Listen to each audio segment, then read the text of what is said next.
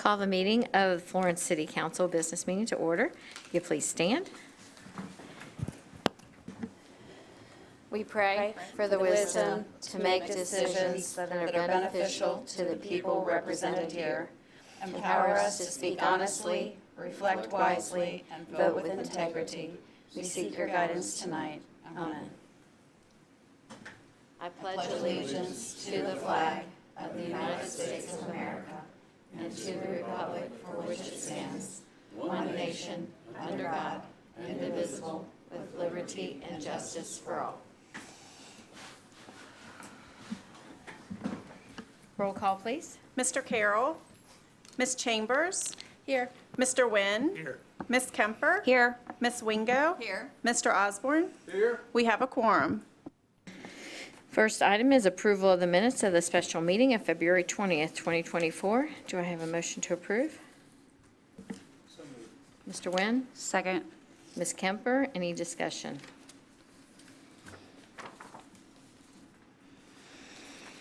Seeing none, all in favor? Aye. Any opposed? Motion carries. Next is a presentation from Bruno from St. Elizabeth. So Bruno, welcome to the podium. Thank you. Thanks for letting me come back tonight. It's been a while. So my purpose here is really twofold tonight. Number one, I wanted to give you a little bit of an update. As you know, the last couple of years have been pretty busy at Florence, and I want to give you a little bit of an update on St. Elizabeth as a system, but then specifically what we have done. And then, but I also want to take this time to introduce, so I'm retiring in April, and I know I look way too young to retire. I know what you guys are thinking, but I wanted to introduce you to Dr. LaTanya Brown, who is going to be taking my place at Florence, but she's going to have some other responsibilities as well. She's our Chief Clinical Quality Officer for the system, and she's going to be the site administrator for Florence. So welcome, LaTanya, and she's not a stranger, but I'll let you say a couple words if you want, and then I'll... It's very nice to meet you all. I'm looking forward to working with you in as collegial fashion as we can make it so that we can continue to serve the needs of the community at St. Elizabeth Florence. Thank you. Dr. Welcome. Brown's been a physician of ours for how many years? 15. 15 years, 15. so she's no stranger to the organization. All right, let me just, I'll fly through these a little bit, but I want to kind of give you a bit of an idea of how we ended 2023 as a system, and then I'm really excited to share with you our progress at Florence. So you know we have 6 facilities in the area, one in southeast Indiana, so Covington, Dearborn, Edgewood. You see the new picture of Florence, so we replaced the old one. Fort Thomas and Grant. Our mission is, as a Catholic healthcare ministry, we provide comprehensive, compassionate care to all we serve. Our vision is to lead the communities that we serve to become some of the healthiest in America. And then our guiding principles are really our values and what it guides in what we do. We hold ourselves and our staff accountable for these, and innovation, collaboration, accountability, respect, and excellence. It's our culture and what we do. So a little bit about St. Elizabeth as a system. These are statistics for 2023. Over 54,000 acute care admissions. We had over 762,000 outpatient visits across the system for a year. 2 million physician office visits. I think our SEP physicians, I think we have almost 100 sites of care now spread out through northern Kentucky and Grant County. Did over 3,500 lung screenings for the year. Our emergency rooms were very, very busy across the organization. We had over 187,000 patients. Welcomed 4,530 new babies to our families, and we did over 38,000 different surgeries for the year, and then had over almost 4 million patient encounters across the organization. St. Elizabeth represents about 10% of the northern Kentucky economy. We're the largest direct employer with over 11,000 associates. now. 80% of our associates and physicians all live in Northern Kentucky. I'm really proud of that. And then our associates and St. we contribute about $80 million in combined local and state taxes annually. Our total economic impact is about $2 billion to the Northern Kentucky, to the economy. A couple other things, I won't go through all of this, but we're considered a safety net hospital, so we have about $100 million in community impact each year. They're pretty small, it's probably hard to read these, but they're bucketed in about 8 different areas.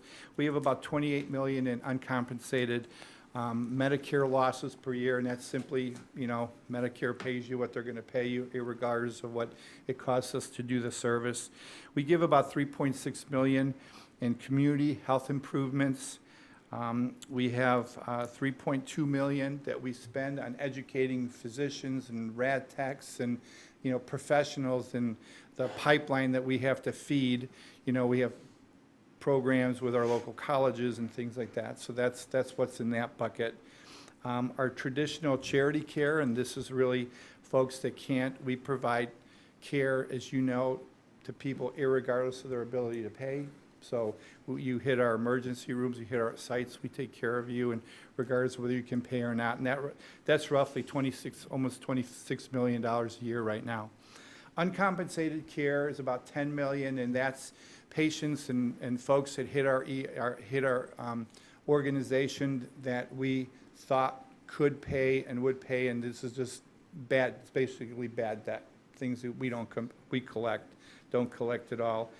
And then we have about $27 million in cash and in-kind contributions, and that bucket is really organizations in Northern Kentucky, organizations that we help support their ministries, transitions, our alcohol, drug, and rehab programs, community organizations that we contribute financially to help them succeed in their mission. And that's running about $27 million a year. So that's kind of our community impact from an uncompensated perspective. Let me tell you a little bit about Florence. Florence was really, really busy in 2023. We had 125,000 outpatient visits just in the city of Florence, 49,000 emergency room visits. So we had over 450 more ambulance runs in 23 than we did in 22, and Florence accounted for over 35% of that. So Hebron, Erlanger, Edgewood, huge increase in runs over the year. So it just kind of tells us what's happening in our organization, and I'll share a little bit more with you what we're going to do to help deal with that. And we did over 6,200 surgeries in outpatients just at Florence last year. Orthopedics just moved over. We'll see a little bit more of that probably next year. We're known for robotic and general surgery, really healthy practice. There are emergency room, our vascular center. We do a lot of orthopedic surgery now, and now with the line moving over from Edgewood, we'll see even more of that. We have a really high-rated spine center, and then we do a lot of bariatric surgery on campus, and are known for that. Some of our notable accolades, we just got redesignated as a magnet hospital in Florence, and that's really a nursing center. That's a nursing excellence accreditation. That's, you have to meet some pretty heavy metrics to be recognized, and a lot of hospitals in the country don't even get that as a first shot. We're a primary care stroke center certification. We achieved our spine surgery certification by the Joint Commission, our shoulder arthroscopy certification November 22, and then, as I just said, we're a bariatric center of excellence. So this is the fun I've had for the last couple of years, is really redeveloping the Florence campus. So you can see that's our new front entrance. This is what it used to look like on the upper left, and this is what it looks like today.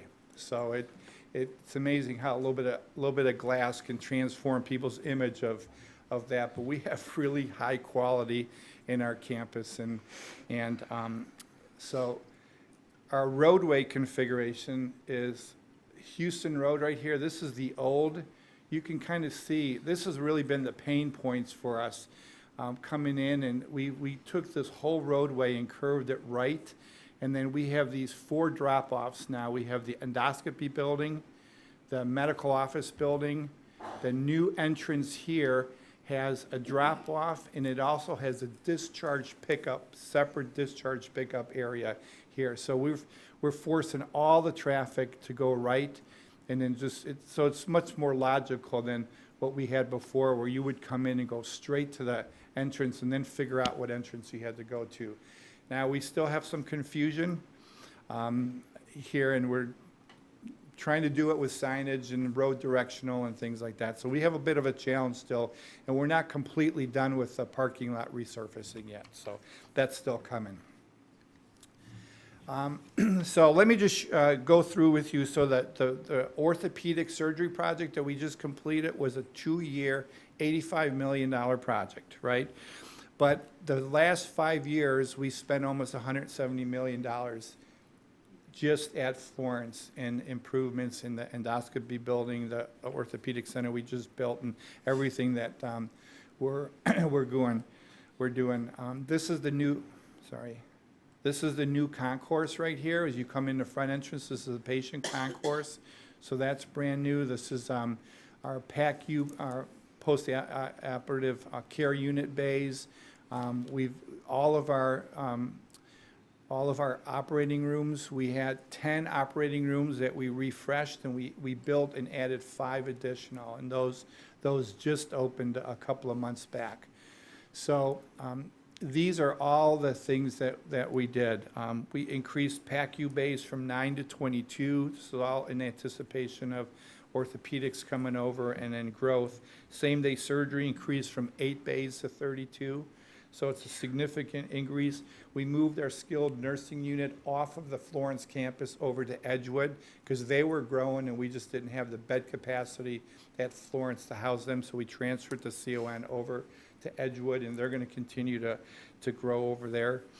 We built out an administration center, consolidated all those services, pastoral care, got a new space, our health information management systems got some new space, and then created an orthopedic education and conference center, because we do a lot of orthopedic surgery where you have to just pull patients in and educate them.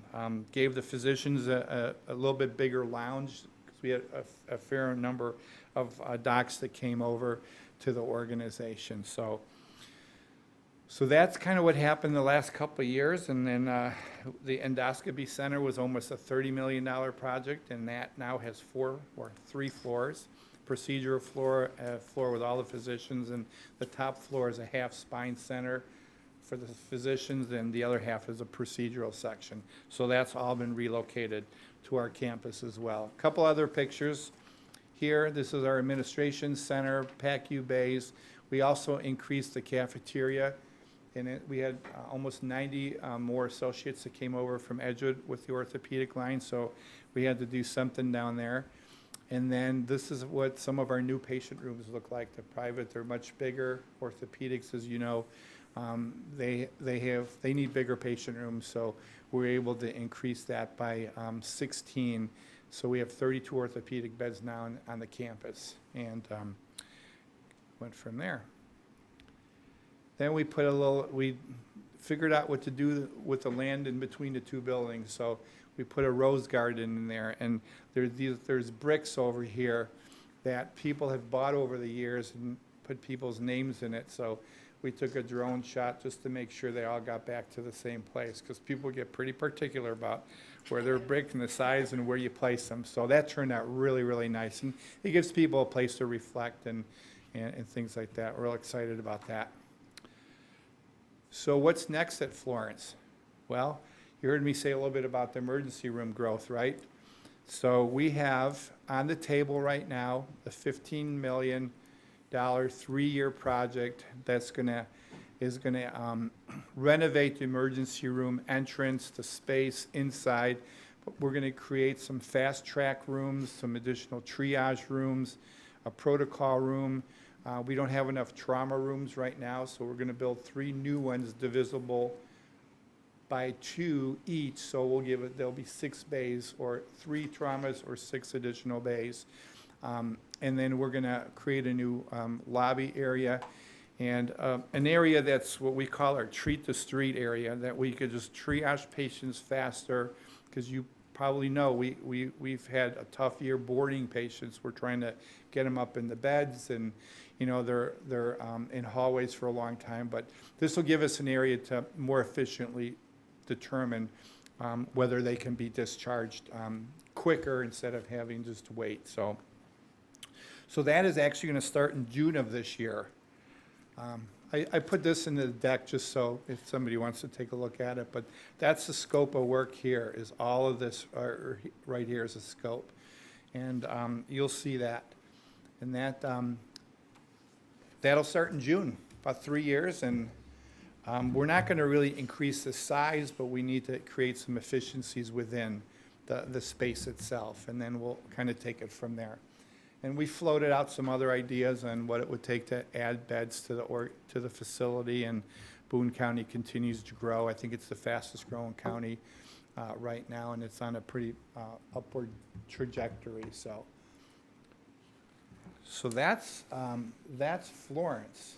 And I just personally want to thank everybody for your support. I really enjoyed getting to know the council members, and I'm going to take some time and figure out what I'm going to do next. So I really appreciate you guys giving me the time. And I'll answer any questions if you have it. And I'm leaving the organization in really good hands. Really good Hey, hands. Bruno. I'm excited. Yeah. Will you do a ribbon cutting for that ER center? Are you going to do a kickoff for that? Yeah, we'll, Lou Horn's our project manager. We'll probably have some kind of a shovel in the ground type of thing, and then. Okay. But it'll be 3 years out from completion, because it's a really heavily phased project. Sure. We won't be shutting anything down, so. All right, thank you. So Bruno, you. Yes. we do have a proclamation in your honor. And I'm going to say your name wrong, so I'm just going to say Bruno. Whereas on April 5th, 2024, Bruno will retire from a distinguished career in healthcare leadership, and whereas Bruno obtained a bachelor's degree in psychology from DePaul University and a master's degree in public health from St. Xavier University, which has navigated an illustrious career, leaving an indelible mark on the healthcare landscape.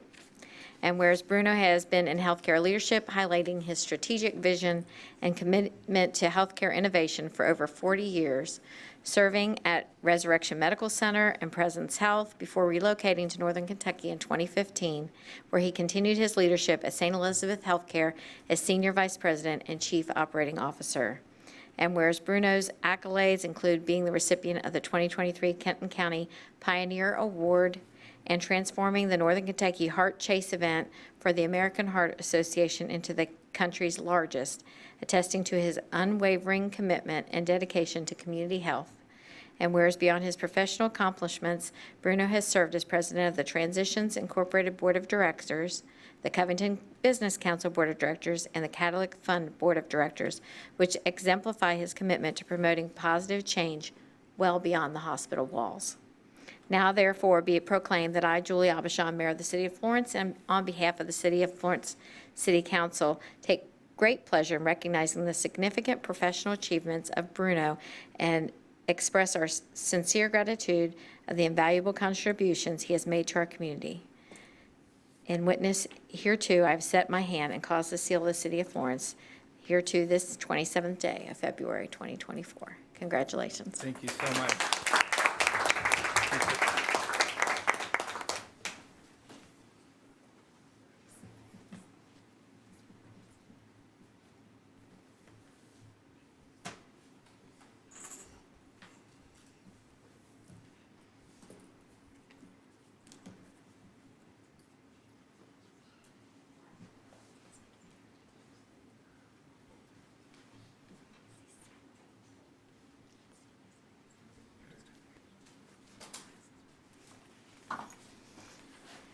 I told Dr. Brown she did have big shoes to fill, so.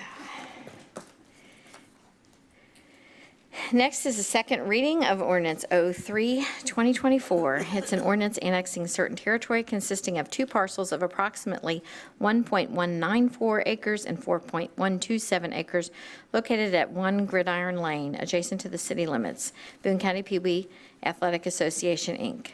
This ordinance annexes two tracts consisting of approximately 1.194 acres and 4.127 acres locating at 1 Gridiron Lane, adjacent to the city limits.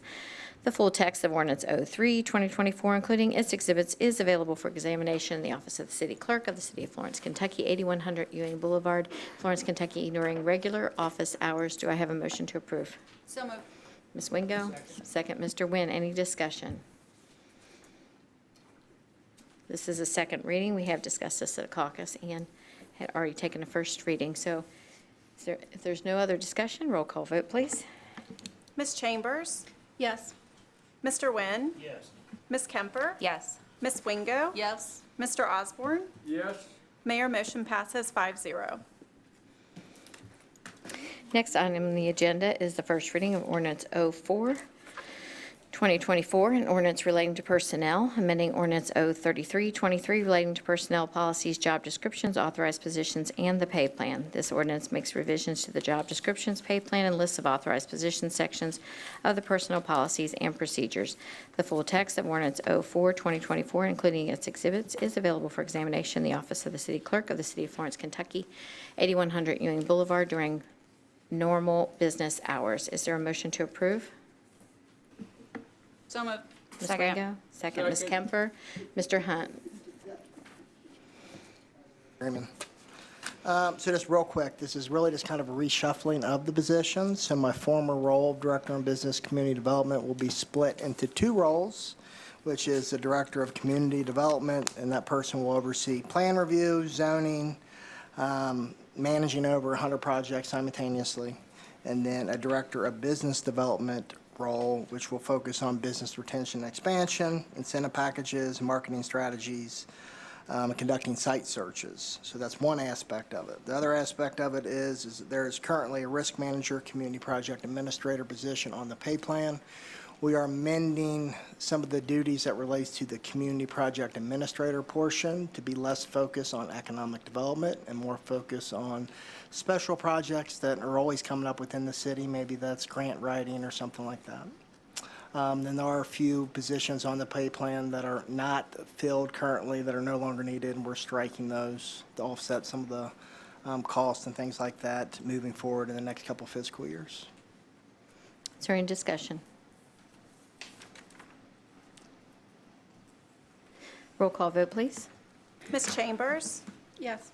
Mr. Nguyen? Yes. Ms. Kemper? Yes. Ms. Wingo? Yes. Mr. Osborne? Yes. Mayor, motion passes 5-0. Next is discussion and possible action, municipal order M oath. No, I'm sorry. I missed something here. I'm sorry, it's first reading of ordinance 05, 2024. It is an ordinance amending 0906, fixing the compensation for the office of mayor and the term of office beginning in January 2027, and members of city council for the term of office beginning in January 2025. This ordinance makes revision to compensation for the offices of mayor and city council. The full text of ordinance 05, 2024, including its exhibits, is available for examination in the office of the city clerk of the city of Florence, Kentucky, in the Florence Government Center, 8100 Ewing Boulevard, Florence, Kentucky, during regular office hours. Is there a motion to approve? So moved. Ms. Wingo? Second, Mr. Osborne. Mr. Hunt? Okay, so I guess first thing, if you can't hear my mic or if it cuts off in the middle as I go through this, it's not a conspiracy, just kind of wave and I'll see what's going on with the mic. I guess last week when we discussed this, my mic went out.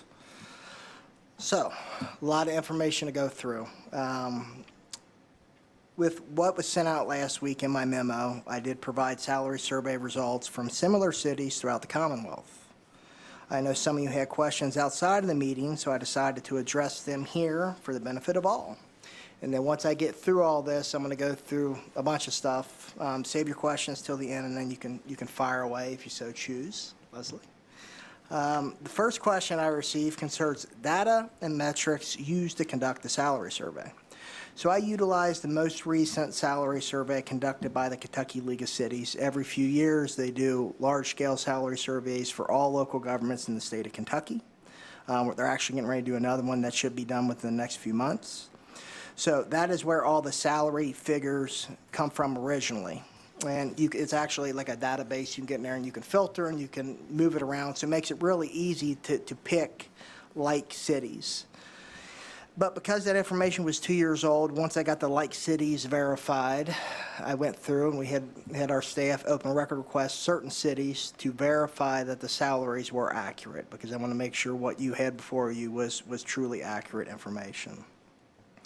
Regarding the term like city, that's primarily determined by population size. However, I also considered government structure for each city. In Kentucky, cities may operate underneath 3 forms of government outlined in KRS 83A. The most popular is mayor-council form of government. That is what the city of Florence operates as. Second would be the commission form of government, and then last, with about 5%, is a city manager form of government. So this is important as I explain the rest of this, so I'm going to kind of give a little bit more brief overview of what that is. So in a mayor-council form of government, the legislative bodies, so that's council members, they carry out duties such as enacting ordinances, levying taxes, and adopting the budget. The mayor holds the executive power exclusively, including vetoing power, oversight of all personnel, and managing all city affairs. The mayor serves as the CEO of the organization, and I'll go into that a little bit more at the end of this. In a commission form of government, in contrast, while the mayor is still elected, the commissioners replace the council members in that setting, and the mayor serves as a voting member alongside the commissioners, and the executive and legislative duties are shared among them. However, day-to-day operations are primarily managed by a city coordinator. And then you do have about 5% of cities that a city manager form of government, and that closely resembles what a commission form of government is, with the distinction that the city manager is appointed by the commissioners, and the city manager assumes a bulk of the executive responsibilities while the commissioners vote on matters affecting the city. So, and I'll explain all this in depth later on, because we're going to be circling back to it throughout the end of the night. So I guess the next question is, what are the annual salaries of the legislative members in other like cities? And I already explained what like cities were compared to what is proposed. So for the purpose of this, I'm going to start with council. For council positions, my analysis primarily considered population and municipal composition. I didn't place much emphasis on specific types of government, since the responsibility of council members and commissioners are largely similar. The salary for Florence council members is currently at $17,563. I am proposing to adjust the compensation level to $20,605. So you may be wondering, how does that stack up to other like cities? And in your memo last week that you received, I had a whole table that kind of laid this out. So I will go through what you received, but I prefer not to disclose the name of the cities, because I did submit open records requests to get some of the information. So instead of saying the exact city's name, I'm going to say kind of where it is, the population size, and kind of what the salary is for that. I think that's the best way to do it, because I did do open records requests on that information. So for council, in northern Kentucky City, with a population of about 40,000 people, their council member or commissioners, their annual salary is $23,836. Also thought it would be important to compute what their salary will be potentially in July if they take the rubber dollar, which right now is proposed at 3.4%. So in July, that same city will be at an annual salary at $24,646. In a southwest city with a population of 27,137 people, their salary right now is $24,253. In July, it'll most likely be $25,077. A central Kentucky city with a population of 31,000 people, their salary for council commissioners is $20,605.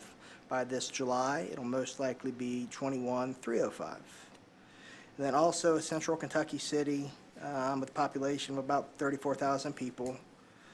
Their current salary is $19,862. we project that to be, or I project that to be $20,537 this July if the 3.4% COLA increase is accepted and voted on by then. So that's how it stacks out. So what is the rationale for salary adjustment for city council is something else that was asked to me. So firstly, it's important to note that no members of this legislative body requested a salary survey or a raise.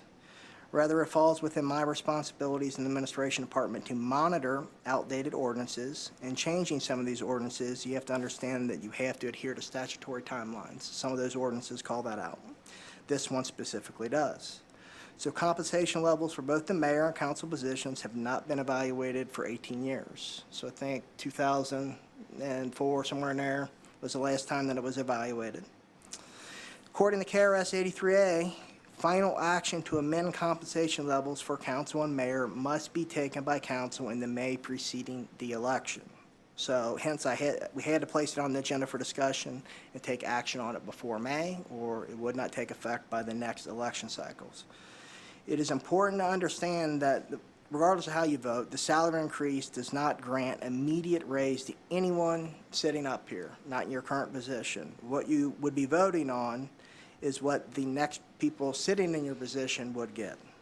So for council, that is the next election cycle, these raises wouldn't take effect until January 2025. And for the mayor position, it is January 2027.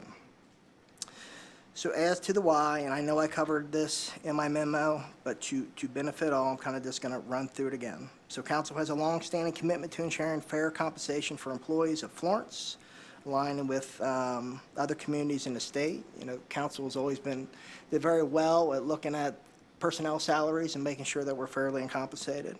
And a lot of that has to do with, you know, recruitment and retention efforts of city personnel. I think this falls right in line with that. This proposal aims to support and recruit the retention of existing or future council members. Given the high cost of inflation, the proposed salary adjustment for the council aligns with the rising cost. Serving on city council demands a significant amount of time, energy, and expertise. Council members often balance their civic duties with other professional and personal responsibilities. Therefore, it is crucial to provide fair compensation for their effort. And lastly, it is important to highlight that the salary adjustment would not make council members the highest compensated officials in Kentucky within a council role. Instead, it is in line with similar communities, ensuring fairness and equity. So that's what I had for the mayor, or for council. I'm going to move on to the mayor, and then you guys can ask some questions if you have them. So for the mayor, the way that I conducted the salary survey is a little bit different because the mayor position in our form of government is really different. So specifically, I did look at population, but I selected cities with the same form of government, so a mayor-council form of government. And that was deliberate, that's particularly because the mayor's position in a mayor-council form of government is you're asked a lot more of being a mayor in that type of situation. So currently, the mayor makes $51,710, which when compared to the city personnel pay plan is the second lowest paid position within our pay plan. I proposed within the memo that the compensation levels be changed to $86,937. So how does that stack up to other like cities? Well, once again, I will read the population size and the compensation levels, not the city name. But a central Kentucky city with a population of 37,000, their mayor is compensated currently at $92,745. If you project a 2.6% COLA raise over the next 3 years, and DLG will do that, I just use a pretty conservative figure of 2.6%. By the time this would take place in 2027, that same mayor would make $100,000 a year.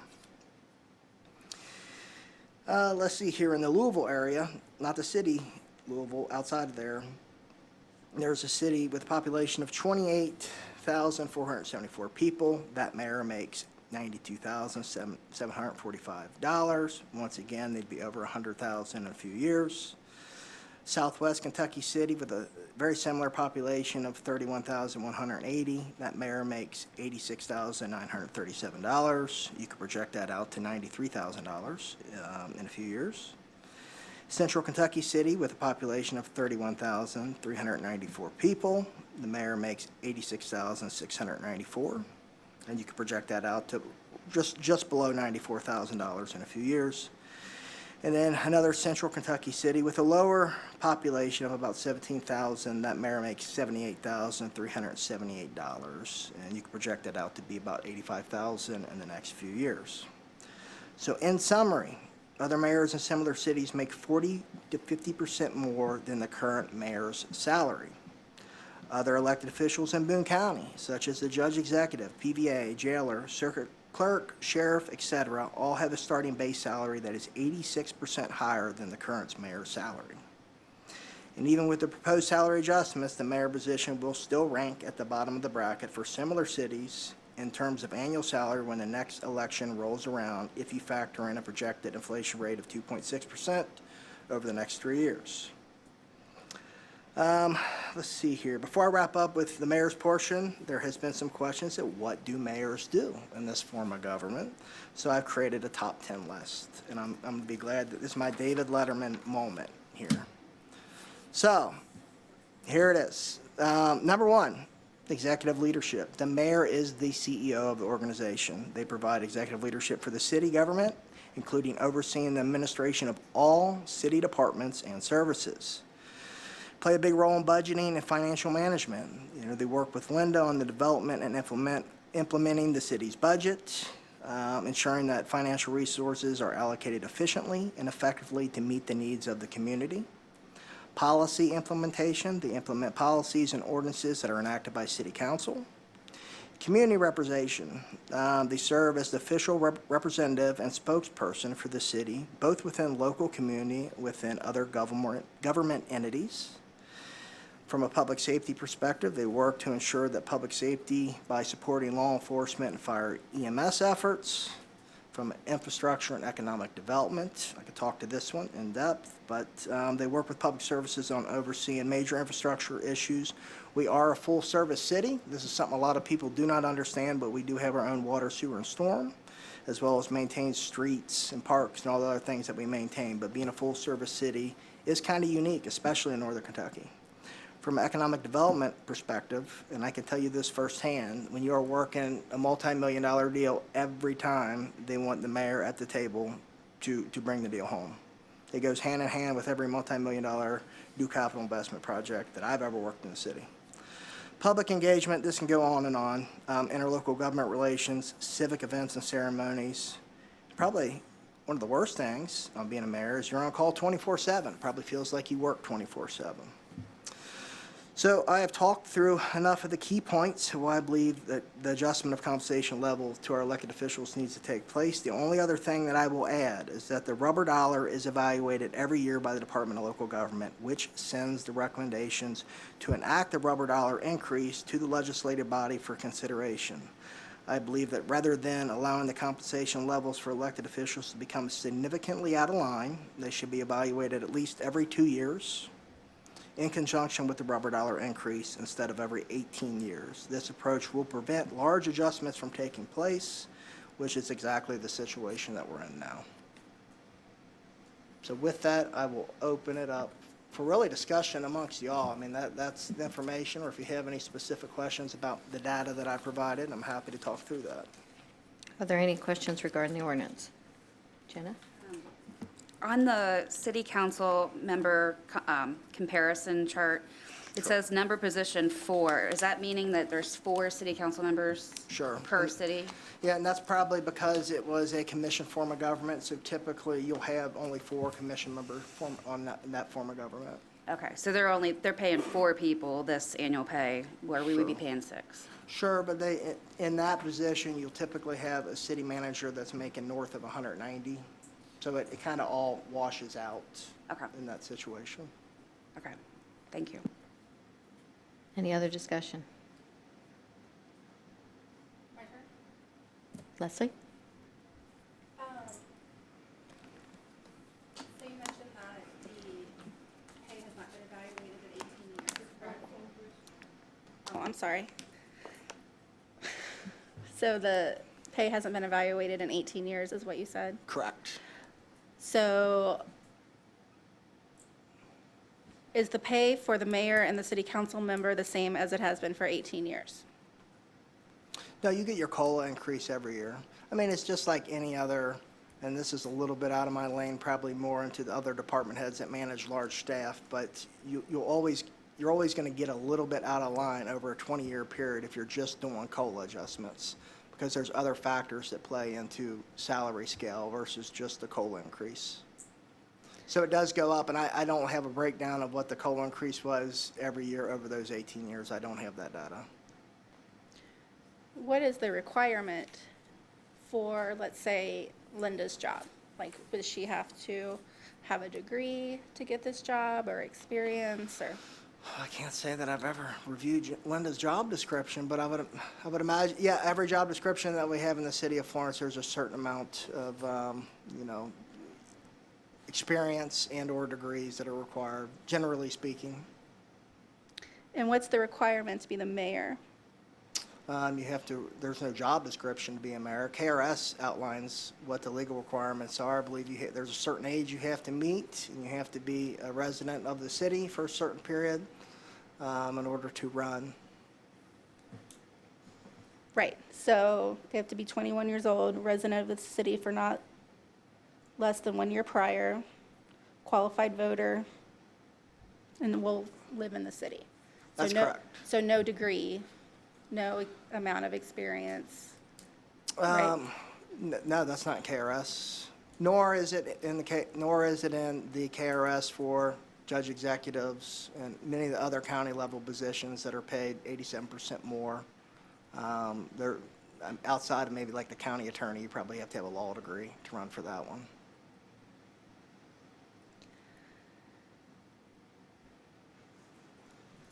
So Anyone else? Oh, I guess what I see here is our mayor is doing a great job. She is bringing new ideas to the city. She puts in a ton of hours. She does incredible work. But I don't know if public servants should be motivated by compensation. If I alluded to that, I apologize, but that was never what I was trying to get across in anything that I put out there. Well, you said that we need to look at these amounts in order to get like the best candidates to do these jobs, right? That certainly is an aspect of attracting people to run for office, yeah, because you're offsetting your time. Typically, highly successful people have very busy schedules, and you have to offset your time, so there is a cost flip with that, sure. So are we saying that we only want highly successful people in these jobs and not the average person? I would say you would want the best candidate as possible, Leslie, to run for office. What is your definition? What would you like to see run for council? A person who's going to represent the people. Okay. And that's it? A Just represent person the people? that knows the difference between right and wrong, which all of us do. Okay. And a person that cares about people. And But you're talking about compensation levels, and then you're flip-flopping back and forth. So you're saying if you're a high-value individual, you don't have those attributes? Is that what you're trying to get at? I'm a little bit No. confused. But I think that the people that serve should not necessarily be the most well-to-do income people, that there is also value in having people that are satisfied with doing this job for $3,000 a year. Okay.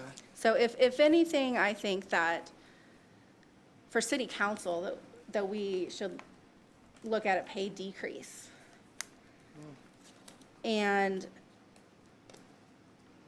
I don't think that anybody in this room has a job that they've received a 70% increase at without the requirements changing of the job. And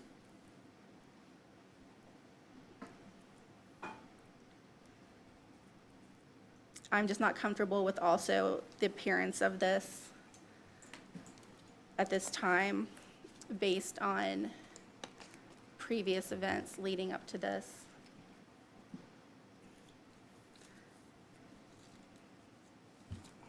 And with the median income in the city being $67,000, I think our mayor should be closer to that range. Okay. Any other discussion? I'd like to just say that when I was on the other side of being up here, I took for granted what the mayor does day to day. And now that I'm seeing it from this side of the table, there's so much, like, the mayor is on 24/7. Like, she's on call. You know, we're going to get bad storms tonight. If we have any issues, who are they going to call? You know, there's just a lot to the job. And I've worked in corporate America, and I've seen salaries way beyond this, and they get to go home at the end of the day. She's probably can't even go to the grocery store without people bugging her. So I'm okay with the mayor's increase, but I do kind of, just from city council perspective, I feel like I'm paid pretty well for what I do. So I don't know that we necessarily need to have such a big increase in pay. I mean, inflation, of course, but most of us have other jobs in addition to coming to meetings on Tuesday nights and ribbon cuttings. I mean, things that we can do when we can do it, but this isn't our sole income, but the mayor's is. So, and there's 6 of us to pay. Sure. So I would like to propose that we reevaluate the amount that city council would get paid. Not necessarily asking for a pay decrease, but to be fair to the city, I think that, it's taxpayer dollars, and I don't know that we need a $3,000 increase, but that's just my opinion, so. Can we Ms. vote Wingo? separately Ms. Wingo? on these? Ms. Wingo? I think I just want to share that I believe that this position has changed since 2007. This has become a bigger city. This has become a city that has more activities occurring, more economic development occurring than probably, I'm going to guess, any other city in northern Kentucky. And possibly, I mean, we are now the 8th largest city in the state of Kentucky. I think at one time it was 10th largest city, and we were surprised at that. We continue to grow. The demands on this community and on the mayor and our staff have increased and increased and increased. They have done work way beyond what any individual person you expect them to do, and they get it done, and they work hard. I think that having seen, I know Mayor Whalen, the last several years of her term, she was here every day. Most people don't know that, but she was here every day because the position has grown. It's just there's so much work that a mayor has to do. I have no issue with increasing the salary for mayor. Mayor Abishan isn't guaranteed that she's ever going to see that. That's the next mayor that's elected that would receive that increase. And none of us are guaranteed that we would see an increase either. We may not be here next year. It may be 6 new people up here. I have no idea. But I also believe that city council could do more than they do. Some people are very involved, get involved in lots of activities. It's not a requirement of the job, but a lot of us do. And I don't think folks realize how much information and knowledge we have to gain over the course of our tenure on this council. We have, you want to talk about ordinances, talk about how they operate, how they work, what you have to do, what you have to know. You have to understand every one of these. Every one that's legal and it has great detail in it. It's your job to learn that and understand it. And it means training. It takes a lot. It also takes a lot for us to sit and listen to people, criticize us who don't understand what we do. So I'm okay with what we're proposing. I just wanted to get that in there, but I do think that the mayor's position has changed considerably since 2007. So to answer Leslie's question, this ordinance is an ordinance together. You can make an amendment to the ordinance if you have a first and a second, and it passes, and then we can pass the ordinance as amended. So, Okay, I want to build on something Ms. what Kemper. Pat just said. It makes a lot of sense, but maybe I wasn't as smart with my words, that we do more than just go to ribbon cuttings and meetings, for sure. I mean, there's so many events, city events that we attend, and planning commissions, and, you know, business council, and there are a lot of lunches and, you know, networking things that we do attend. And so it is more time consuming than it sounds when I just said ribbon cutting. So, but I'll go ahead and make the motion to amend to break it up so that we vote on mayor's salary and city council salary separately. And you can do that. okay. So your motion is that we consider the mayor's salary separate than the council salary? Yeah, because this is the same ordinance, can we vote on mayor's salary separate from city council salary? Or can she just amend the? Well, was there a motion made to approve this Yes, ordinance? so we have to and a vote on the second? amendment first. You have a We have vote to on the am- no, no. just vote on the ordinance. You- There you have- was a first and a you- second. There's a motion But, on the floor. but there's a motion on the floor, so you can vote to amend, Oh, according to okay. Robert's rules. So who made the motion to amend? She motion to amend. Your motion is, let me just, maybe this will Yeah, let's be clear. speed it up. Is your motion to vote separately, or do you have a proposal for what you want to do with council that's separate than the mayor? Proposal. Okay, so what is that you want to propose? I propose that we reevaluate the increase.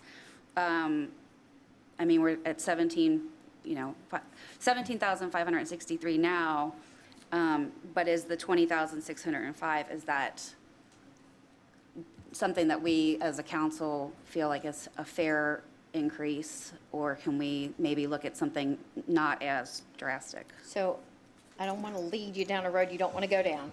But if you would say, I want to amend the ordinance to amend the council salary to X, then we can make that a motion in the ordinance, and then we can yay or nay on that. And So then a specific number?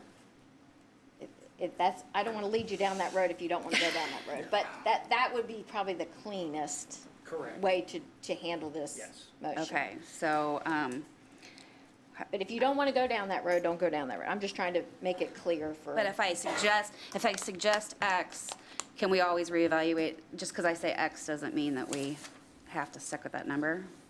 We'll debate it. Okay, You'll make that motion, it'll go on the floor, and then it'll be debated. okay, And so if it fails, then we can always reinsert okay. at why. Really, can we just to reevaluate? Or just to leave them to the council compensation alone until a later date, if you want to do that. Let's leave it to a later date on the council. Okay, So so that's your motion to amend. your motion to Yes. amend is to amend the ordinance so that the council increase would be evaluated at a later time. Yes. Okay, so she has a motion to amend, so now we need a second. Second. Second by Leslie. Now we have discussion on the motion to amend.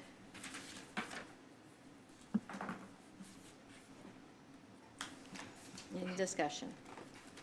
Can I ask, when you would take that back up, is that something that you anticipate doing in the May preceding this election, or would this? No, I would say we could discuss it at the next meeting, or next caucus meeting, or, I don't know how the timeline works, but to get it so that it passes by May. Okay, well, I guess I'll just know what information you need from me. I mean, the numbers that I proposed were very scientific, for lack of a better word. So I can get you the raw data, and you can kind of Okay, look at it from there. okay. Okay, so we have a motion and a second, so we're doing discussion on that motion to amend. Is there any other further discussion about the amendment? Okay, roll call vote on the amendment. Excuse me, what are you trying to come up with? Okay, so So we made a motion and a second to I approve the understand ordinance. They want to take the council piece, the council increase out of it for now. I understand that. And so we're voting on whether or not you want to take the council piece out of it for now. Okay, So if you vote yes, you're affirming that you don't want to have a council increase at this time. personally, For this amendment, and then we would consider the overall ordinance, which now would just pertain to the mayor at that point, if that passed. but basically, what we're trying to do is to adjust council's salary. The motion that is on the floor to amend the previous motion I know. is to not change council's salary. Is to table it for To- reevaluation. Don't use the word table. To defer, because table is a whole nother parliamentary procedure kind of thing. So we would come back and look at council salaries separately at a later Any other discussion? All right, so motion, or voting on the amendment. Roll call. Ms. Chambers? Yes. Mr. Nguyen? Yes. Ms. Kemper? Yes. Ms. Wingo? Yes. Mr. Osborne? Yes. Mayor, motion passes 5-0. All right, now we will consider the original motion that was motioned and seconded for the original ordinance of 05-2024 as amended now. Is there further discussion on that ordinance as amended? Seeing none, roll call vote, please. Ms. Chambers? No. Mr. Nguyen? Yes. Ms. Kemper? Yes. Ms. Wingo? Yes. Mr. Osborne? Yes. Mayor, motion passes 4-1 as amended. Thank you.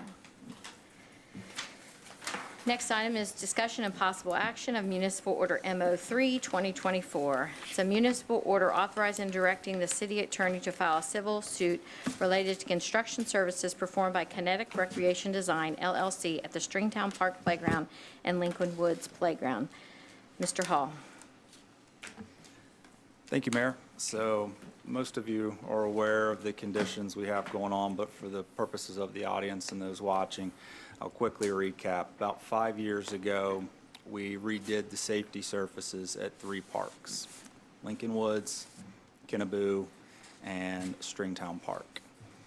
Almost immediately, and definitely within the 1-year warranty period, those surfaces started to fail.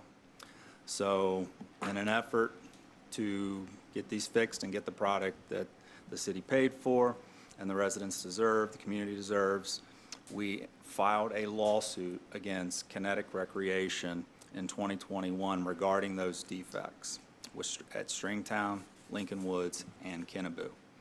So in order to resolve that litigation, we entered into a settlement agreement with Kinetic Recreation. They agreed more or less to come back and redo all 3 safety surfaces, and they did that. Within the settlement agreement, basically we had a 6-month period where no other failures could occur within that period. At 2 of the 3 parks, Stringtown and Lincoln Woods, we started seeing failures almost immediately, cracking, and it's going to continue to get worse.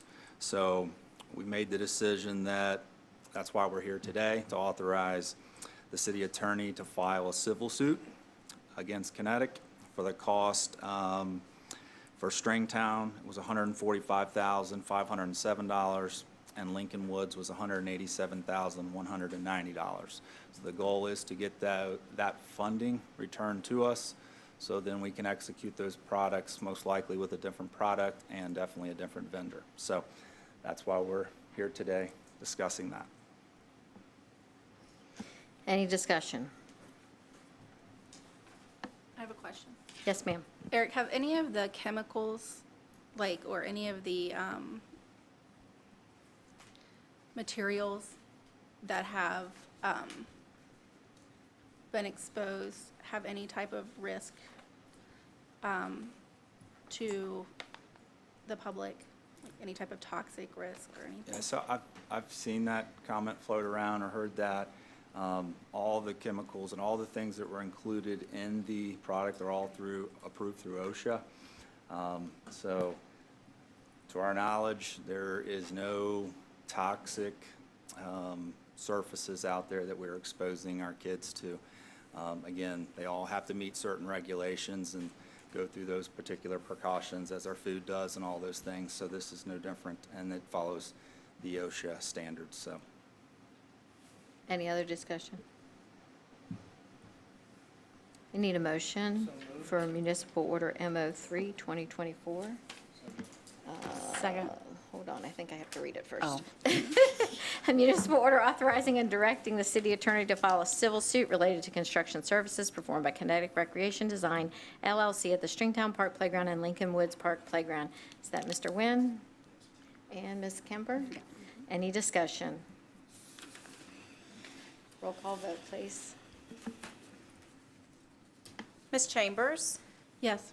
Mr. Nguyen? Yes. Ms. Kemper? Yes. Ms. Wingo? Yes. Mr. Osborne? Yes. Mayor, motion passes 5-0. Thank you.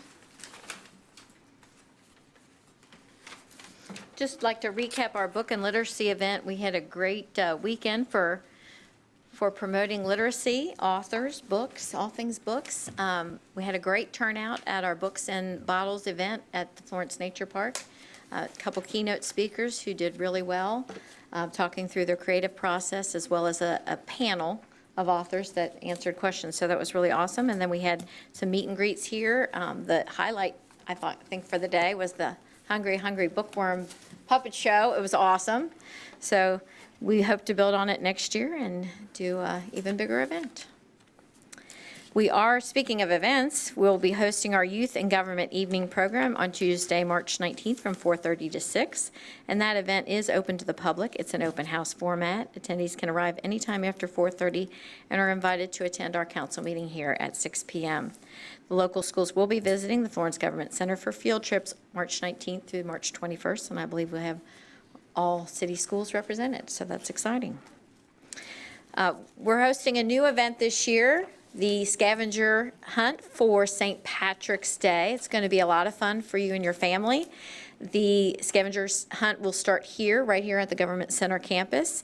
It's from March 9th through the 17th, and throughout the city, there will be 9 giant Irish symbols that will be hidden. We encourage participants to capture their journey by taking photos at each stop, and then email Victoria Riley at victoria.riley@florence-ky.gov.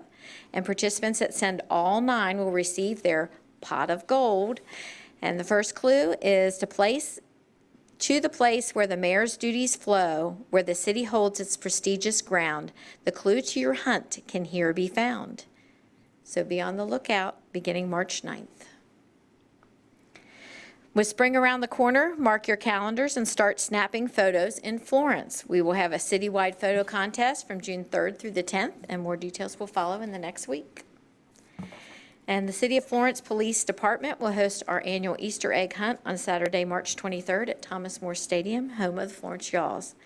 The event will begin at 10 a.m. and have games, music, photos with the Easter Bunny, and local vendors. For additional information, please contact the Community Services Coordinator, Victoria Riley, at 859-647-5425. Anyone on council desire recognition? Any department heads? Anyone in the audience? Please come to the podium. If you can make sure that the green light's on. Oh, here, okay. Brian Kinross, City of Florence. What else do you need? Is that it? Okay, all right. So I appreciate Leslie's courage to take a conscious, well-thought position on the topic of civil servant compensation. I really appreciate her thoughtful words and discussing this. Josh, thanks for the information. It was a great information, good thing to consider and understand.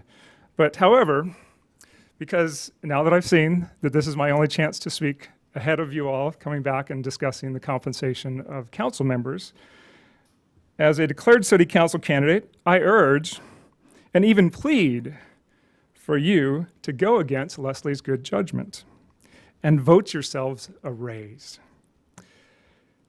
You just voted the mayor the one who will be the mayor, I understand, the next term. However, it's highly unlikely that Mayor Abushan will not be reelected. A 70% increase. Go ahead and vote yourselves a 17.5% increase. Of course, the justification is, just like I said, we're not voting ourselves a raise because this doesn't take place until the next people come into play, right? That's what Patricia said. Thank you, Patricia, for bringing that up. However, like I said, how likely is it that the incumbents do not return to office? David, how long have you been in office? It'll be 50 years if you gain re-election, right? Yeah, it will be.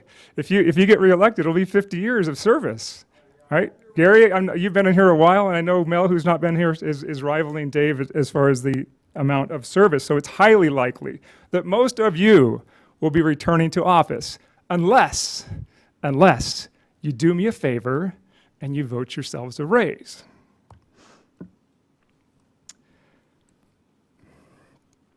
So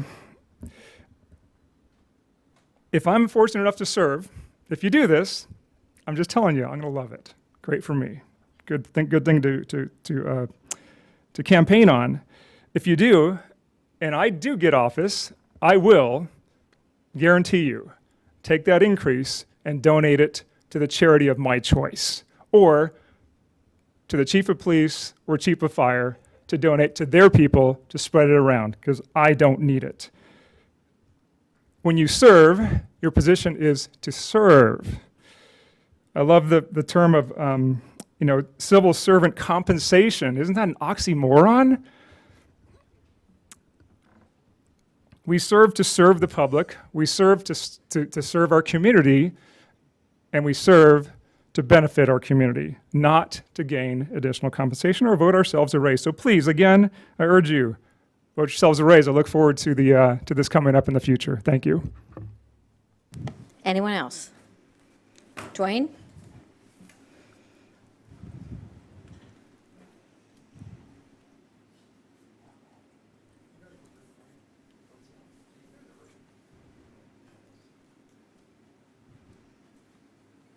Mayor, fellow council people, Tom, I heard some today that you're retiring. Congratulations. Thank you for serving the city well.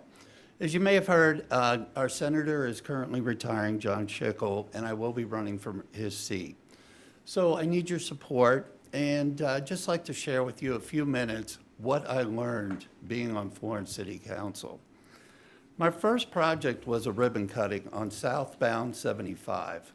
As I got to walk down the ramp, I'm looking at the beautiful construction of that ramp, and walking down the ramp, I was like, somebody thought about this and strategically thought about that.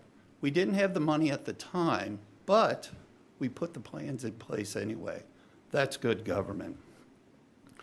The next project was Highway 42, the expansion of the left-bound lane. Excuse me. Good government is working with the local, state, and federal government to get that project done. Mayor Whalen was like, if we can put up $1 million, the state will be able to fund the rest of it, then the federal money will kick in. That's good government. From an economic development standpoint, I look back on Menards, and when we were putting together the plan for St. Elizabeth, there's no way we were thinking that was ever going to happen. That's absolutely incredible. So I guess the sexy part of Florence City Council is we had to build the infrastructure. So good government is building the infrastructure, putting in the roads, the sewer, so that capitalism can take place. And looking back on those projects, I never thought we'd be able to create 3,040 jobs. Those are unbelievable numbers.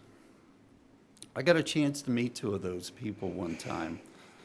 They were from Eastern Kentucky, and they were extremely happy that they bought a house on Burke, that it was unbelievable that the job they've got at Bosch, and she was able to get a job at St. Elizabeth, and the school that they were able to attend was 100 times better than where they were from, Eastern Kentucky.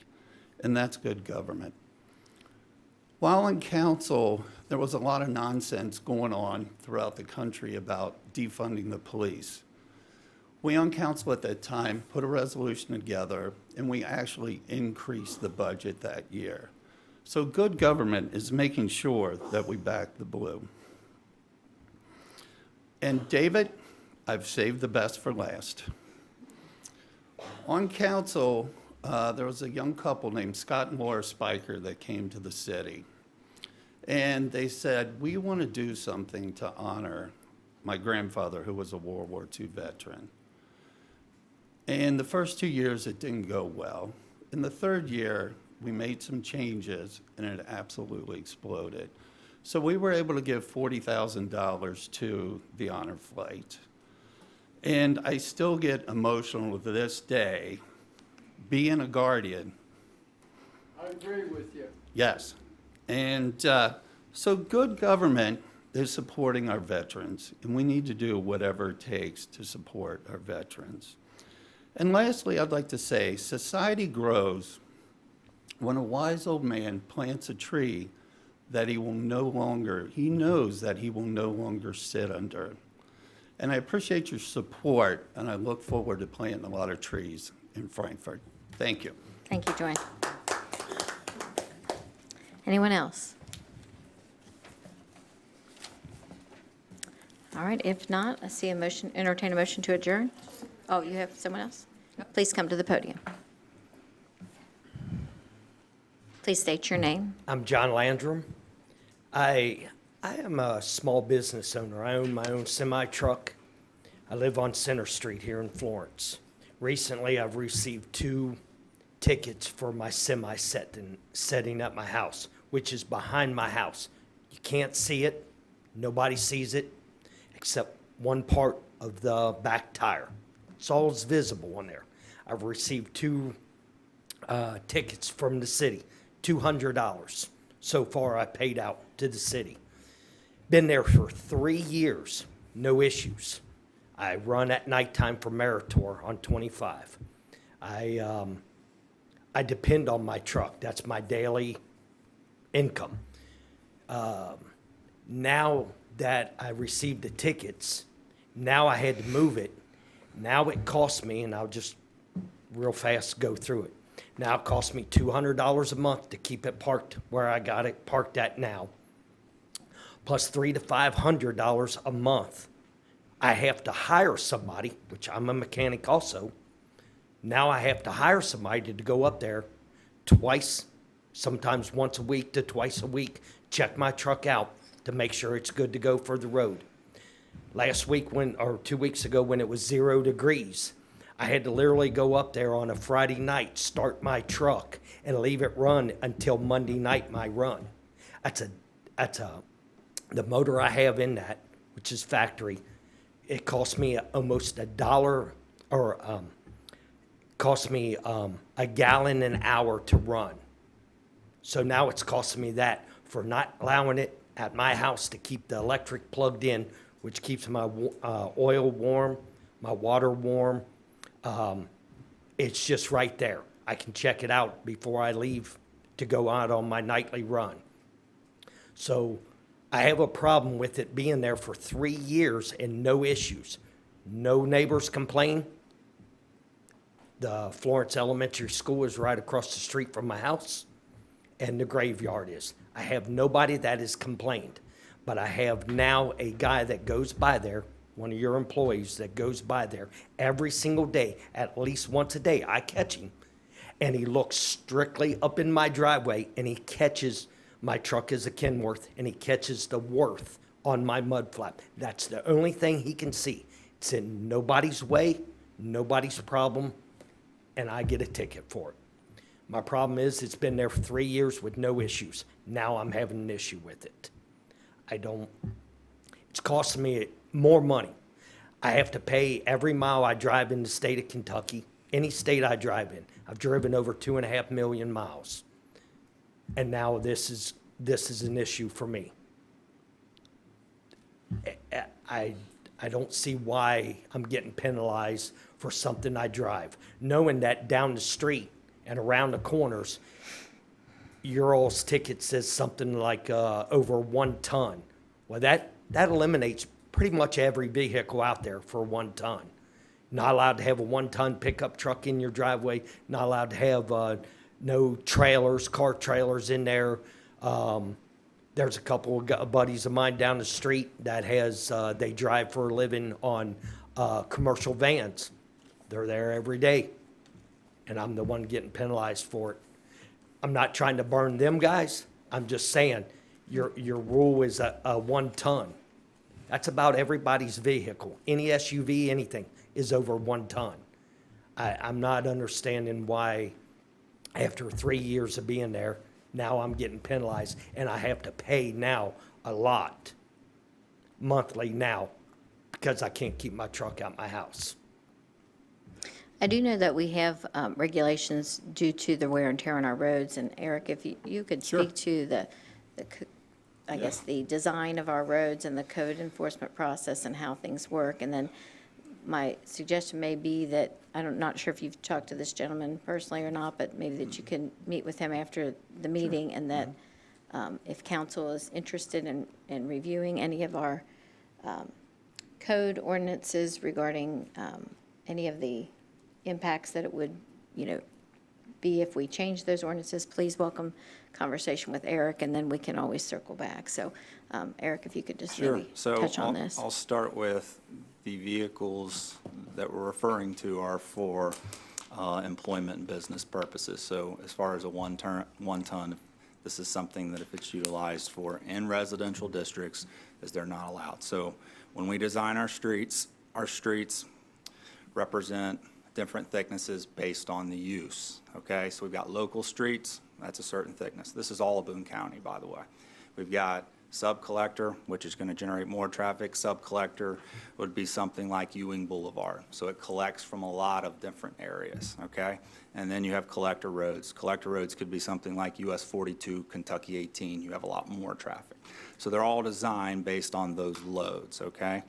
So in regards to, like the mayor said, if this is something that council wants to entertain in terms of changing, we're just enforcing the zoning regulation that's in place. It's a Boone County zoning regulation. This isn't a City of Florence specific standard. It's all of Boone County, okay, in these residential districts. So that would be something, if council wanted to make that decision to make that change, then they could direct me to do so, and then we could work with our planning commission to make an amendment. But I want to also correct something, because just in fairness to my own staff, you did say that you've been there for 3 years and you've never had more. Yeah. So I know in 2020 was your first time we reached out to you. That was a completely different code enforcement officer. You got a courtesy notice then. Yes. And then 6 months later, we had a whole nother different code enforcement officer. That was your second one. That was in March 11th of 2021 until this last one in December. So in all fairness, just to speak the facts, we don't have a new guy that's here trying to target you in any way. So I just want to clean that up for council, for one, and Yes. and anyone in the audience as well. The other thing, and I'll let you speak. I'm sorry. The only other thing I just wanted to say is we get a lot of calls from the community that see this. There's always two sides, right, that want to, defend their side of the table. We get a lot of complaints, and a lot of times, because I have 3 code enforcement officers, they may go up beyond one part of the city and they may not be back for 3 months, okay? They got to run this whole city and then work those cases, okay? So they're not necessarily, if they drive by and it's not there, they may not be back in front of your property maybe for another 3 months. So where I'm going with this is we do get a lot of complaints for this very thing. People don't want to see that in their residential, and everybody's different, I get it. But I just want you to understand there are 2 sides to this coin, so. Well, I know that nobody in my neighborhood does. I know that for a fact. I've got all my neighbors on my side, and nobody complains. I've got a graveyard across the street from me, and I have Florence Elementary. The school buses weigh more than my semi, so I know the road's good. So the school bus is loaded with children, weighs a lot more than my tractor does. So the road issue isn't an issue. And I'm 2 seconds, I'm right there behind Route 18. I jump on 18 to go to Meritor to start my evening, and I work all through the night. Now, if I have I mean, not to be a smart aleck or anything like that, but in order for your code enforcements not to see me, I got to change my job to the daytime so I can have my truck, because right now it's costing me a few thousand extra dollars on the month now, just because it's not in my driveway to check belts, check the air in my tires, check all my fluids. I literally have to pay somebody now to go up there to Kiswell Building and go through my truck once, twice a week. Colder it gets, like I explained, I can't plug it in. I have an extension cord coming out of the back of my house. I plug it in, keeps all my fluids warmed, truck's ready to go. I know that. Now it sets outside. Anything below 25 degrees, I have to go up there, start it a day before, 2 days before, and the colder it gets, it's got to run 24/7 so my fuel doesn't gel and I can still continue to work. Can't make no money if my truck sits and can't get started. Then that's a big bill. You know, it's Mr. Landrum, Oh, yes, ma'am. are you in an HOA? No, ma'am. And then. Even if he was, it wouldn't have any bearing. I understand. So, and Mr. Hall, do we have to have the same codes, ordinances that the county has, or are we allowed to differentiate from that? If you make that decision in an area within the zoning code that you guys wanted to be, I'd say within reason and within, advisement from legal, depending on what that was. So I don't want to make that a blind statement, but for something like this, if council decided that this was allowed in Florence, then amendment could be made within the Boone County zoning regulations to accommodate that. So what I see right from listening to Mr. Landrum's story, what I see is the city, costing him money. He's an employed person. He wants to have one vehicle at his residency. And I get, maybe I'm different, but I don't, if my neighbors have a work vehicle in their driveway, I'm happy that they have a job and that they're working. So I hear what you're saying, that not everyone's like that, that there's different reasons for these ordinances, but I really would like to see the city council look at this and maybe make some considerations for someone to be able to have one vehicle. Because I also, if you park your truck at this factory, how do you get to your house? I got to commute now. I got to commute. So now I got gas money involved in, although it's a mile and a half. But now I still have to commute to get my car to go up there, set outside. I'm very picky on my cars. Now it sits in the truck-fueled area at the Kiswell building with all those other trucks. Take chances. And another main thing is one of my best friends, which was my father, Dale Landrum's best friend. His buddy's trucks just got broke into over in Florence. And now I am one of those guys that got to worry about somebody roaming the trucks, breaking and entering, when before I could laugh at everybody because my truck was sitting at my house. I know nothing goes on. So all the break-ins now my truck's going to be one of those. That's another issue that I have. It's out of sight, out of mind, and I can't sleep in it 24/7 to protect it, but at my house it's there, And like I said, it's behind my house. Nobody even knows I even got a second garage back there. Of course, city does because of permits and stuff 20 years ago. But it's just like my second garage. Nobody sees my truck. You only see a part of the mud flap. That's the only thing that's visible. It's the only thing that's visible in that truck. So it's not like it's a sore thumb. I don't park it out in the street. It's not in my lower part of the driveway where it's an eyesore. But it's costing me now.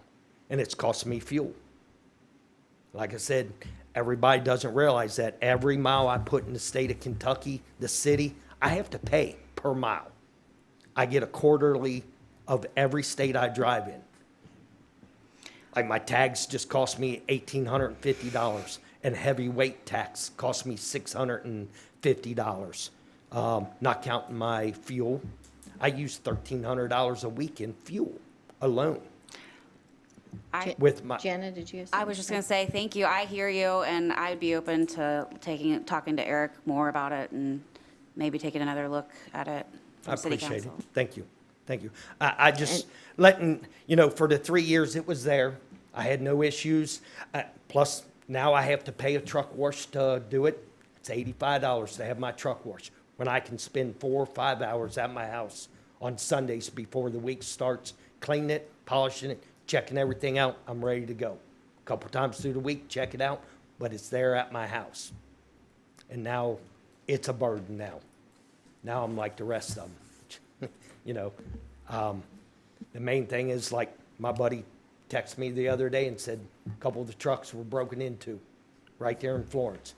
So whoever's out roaming around, it won't take no time before they hit the Kiswell building with all those trucks sitting there. So I'm just saying how much of a pain in the butt it is not to have it at my house. Thank you for coming. Yes, yes, ma'am. I just wanted to put my 2 cents worth in. Thank you all. Thank you. Anyone else? I entertain a motion to adjourn.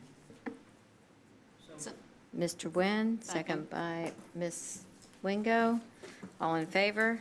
Aye. Any opposed? Motion carries.